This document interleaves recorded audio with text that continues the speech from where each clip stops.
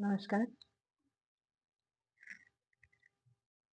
हमारे जीवन में हमारे परिवार का, हमारी परवरिश का और हमारी संगत का असर पड़ता है। हमारे विचार भी उसी से बनते हैं, संगत से और परवरिश से हमारे विचार भी बनते हैं। हमारे विचार अच्छे भी होते हैं और बुरे भी होते हैं, लेकिन बीज परिवार से ही और संगत से ही पड़ता है। आपने देखा होगा, एक आदमी जो गिर जाता है, गिर गया तो वहाँ 2-4 लोग अगर देख देख रहे हैं उसको, तो एक देखता रहता है, एक हँसता है और कोई एक उसी में से दौड़कर उसको उठा लेता है, उसकी मदद करता है। उसको अगर चोट ज़्यादा लगी है तो उसको घर तक पहुँचा देता है। तो ये हमारी परवरिश का ही असर है।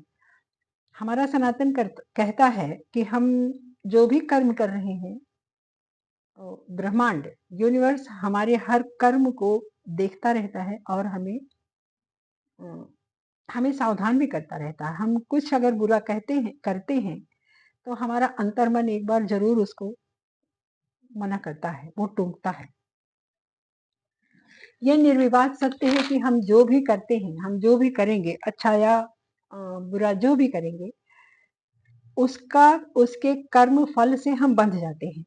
वो उससे हम बच नहीं सकते।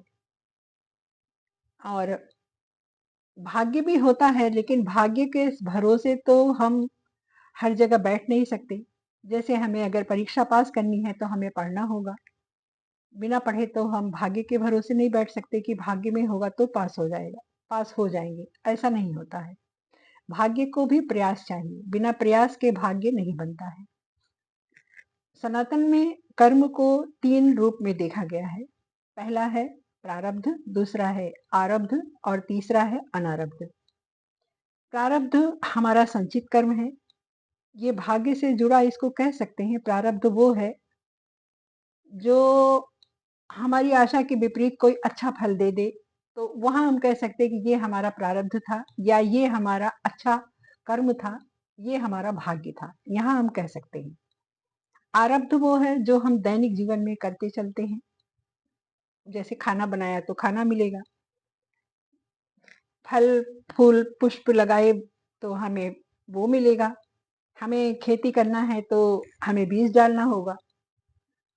उसका फल, इस कर्म का फल तो तुरंत हमें मिल जाता है, इसी जीवन में मिल जाता है। और तीसरा है अनारब्ध। अनारब्ध कर्म वो होता है वर्तमान में जो हम करते हैं। कभी कभी ऐसा भी होता है कि हर हर कर्म का फल हमें नहीं मिल पाता। कई बार बहुत अच्छा काम करने के बाद भी हमें मनचाहा रिजल्ट नहीं मिलता।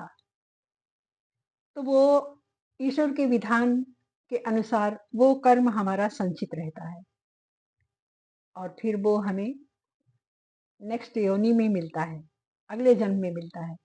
इसी को यही प्रारब्ध बनकर हमें मिलता है। जो अनारब्ध होता है वही हमें प्रारब्ध के रूप में किसी जन्म में मिलता है। हमारे कर्म के अनुसार ही हमें योनि मिलती है, मनुष्य की, ऋषि मुनि की, या अ, पशु पक्षी की, जो भी है। तो ये पुनर्जन्म के सिद्धांत से जुड़ा होता है। तो इसलिए हमेशा कहा गया है कि अपने विचार अच्छे रखें। विचार अच्छे होंगे तो कर्म भी अच्छा बनेगा, कर्म अच्छा बनेगा तो भाग्य भी अच्छा बनेगा। धन्यवाद।